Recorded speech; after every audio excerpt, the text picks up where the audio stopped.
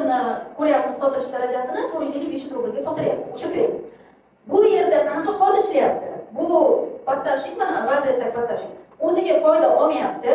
Tovarni yana ichiga etiketkasi bor.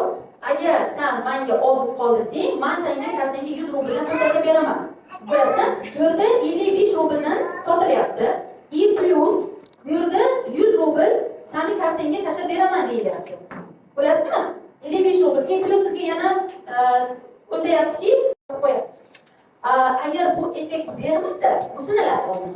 Kimga effekt beradi, kimga bermaydi. Agar bu effekt bermaydigan bo'lsa, ruchnoy hammasini o'zlari sinaydi. Bunda oldizda balga beradigan ballarini, summalarini kartalaridan o'zlari chiqarib beradi. Va shuni evaziga bular mingdan ortiq ziyod ozishni bitirib oladi. Ko'rsa, agar WordPress'da mana shu strategiyani qo'llab, boshida foydadan umid qilmayman, o'sha eski serverlar qatoriga kiraolaman, kirishim kerak deydigan bo'lsangiz, mana bu strategiya amal qiladi. Bu o'sha foyda sizlar qilmaysizlar. 1-2 oy, 3 oy maksimum sizlar foyda qilmaysizlar. Lekin nazorat qilib turishlaringiz kerak. Har bir kartadan chiqayotgan summa yoki so'tayotgan summangizni komissiyalar yetib olganda siz qancha 5 rubl sizga qolyaptimi? Minus bo'lish kerak emas, qancha rublda oladigan bo'lsangiz, WordPress bo'lgani uchun 5 rubl sizga nomiga qolishi kerak. Rasxodni qoplash kerak. Lekin siz uni evaziga o'zing reytinglaringizni ko'tarib olasiz.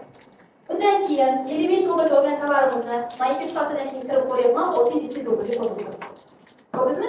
Endi ular birinchi qilgan rasxodini 6-7 postavkasidan chiqarib oladi.